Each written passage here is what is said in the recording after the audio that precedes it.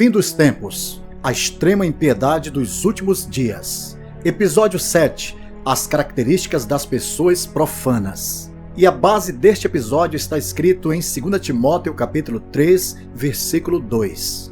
Porque haverá homens amantes de si mesmos, avarentos, presunçosos, soberbos, blasfemos, desobedientes a pais e mães, ingratos, profanos.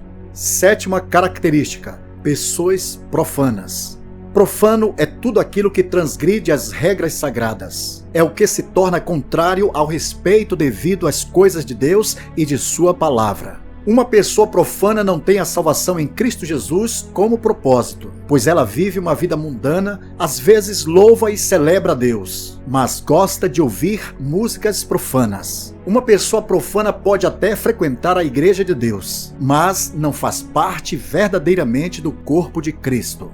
Porque haverá homens amantes de si mesmos, avarentos, presunçosos, soberbos, blasfemos, desobedientes a pais e mães, ingratos, profanos. O texto bíblico descreve as características da extrema impiedade de comportamentos específicos que serão evidentes nos indivíduos no fim dos tempos. Quando se refere a homens profanos, nesse contexto, a palavra profanos está sendo usada para descrever pessoas que agem de maneira irreverente, desrespeitosa aos princípios morais e éticos. Profanar refere-se a desrespeitar, violar ou tratar de maneira irreverente algo que é considerado santo, sagrado ou reverenciado. A profanação pode envolver ações, palavras ou atitudes que demonstrem falta de respeito ou consideração por algo que geralmente é considerado como tendo um valor especial para Deus. Portanto, quando se fala em pessoas profanas, geralmente está se referindo aos que adotam atitudes, comportamentos ou ações que vão contra os valores ou princípios de santidade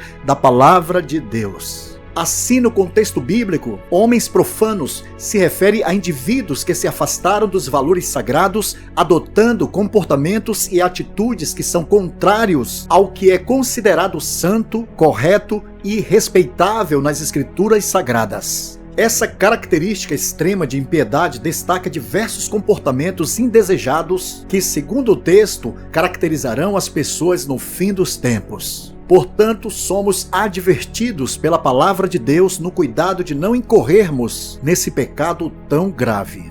No livro de Daniel, capítulo 5, versículos de 1 a 4, encontramos um triste exemplo de profanação. O rei Belsazar deu um grande banquete a 1000 dos seus senhores e bebeu vinho na presença dos 1000.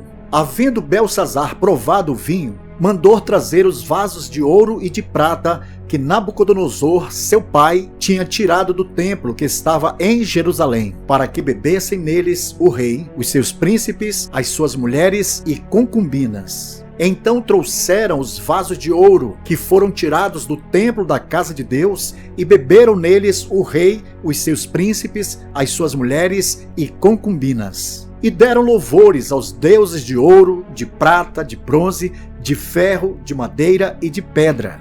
Assim o rei, as autoridades e as mulheres profanaram os objetos da casa de Deus. Queridos, essa atitude que o rei tomou foi muito perigosa, pois de Deus não se zomba.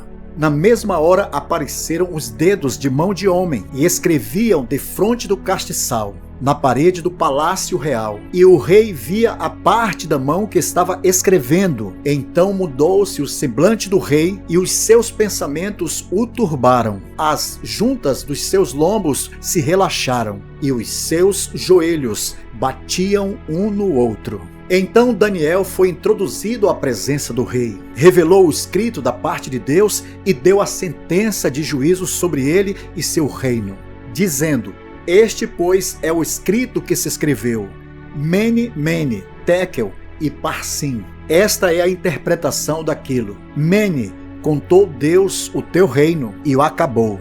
Tekel, pesado foste na balança e foste achado em falta. Parsim, dividido foi o teu reino e dado aos medos e aos persas. Daniel capítulo 5, versículos 25 a 28. Por ter profanado os utensílios da casa de Deus, naquela mesma noite o rei Belsazar foi morto. No livro de Mateus, vemos Jesus indignado e expulsando todos os que profanavam no templo.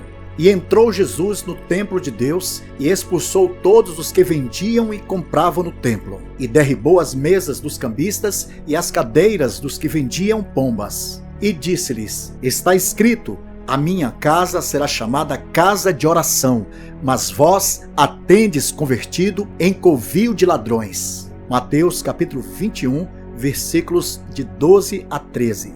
A profanação pode ocorrer no templo de Deus, na igreja, nos locais de cultos, nos objetos e utensílios sagrados. Como também pode acontecer de forma mais ampla na violação dos princípios, regras ou valores da palavra de Deus. Queridos, a palavra do Senhor nos alerta sobre os perigos de profanar aquilo que é santo ou sagrado. Em 1 Coríntios capítulo 3, versículo 17, somos advertidos: se alguém destruir o templo de Deus, Deus o destruirá, porque o templo de Deus, que sois vós, é santo. Nós somos o templo de Deus. Fomos comprados por bom preço, pelo sacrifício de Cristo. Portanto, é imperativo que guardemos nossos corações e ações contra a profanação, pois somos chamados para sermos santos e templo vivos do Espírito Santo. Em Provérbios capítulo 15, versículo 9, está escrito: o caminho do ímpio é abominável ao Senhor, mas ele ama o que segue a justiça. Que possamos procurar constantemente a justiça, a santidade e o respeito por tudo aquilo o que é santo e consagrado aos olhos do Senhor. No livro de Hebreus, capítulo 12, versículos 14 e 16, está escrito: segui a paz com todos e a santificação, sem a qual ninguém verá o Senhor. E ninguém seja devasso ou profano como Esaú, que por uma refeição vendeu o seu direito de primogenitura. Devemos esforçar-nos para viver em paz com todos e sermos santos, pois sem santidade ninguém verá o Senhor. Que ninguém se torne devasso ou profano como Esaú, que vendeu o seu direito de liderança, pois desde cedo já desprezava a primogenitura que por direito era dele. Essa extrema impiedade em profanar ou tratar com desprezo as coisas de Deus é apresentada nas Escrituras como um alerta sobre comportamentos ímpios que marcarão a geração nos últimos tempos. Portanto, queridos, que a graça de Deus nos capacite a preservar a santidade em nossas vidas, evitando a profanação e buscando viver de acordo com os princípios sagrados da palavra de Deus. Que nossas palavras, ações e pensamentos possam se alinhar ao amor e ao respeito ao sagrado que o Senhor tanto espera de nós, como filhos de Deus. Que Deus em Cristo abençoe a todos. Amém.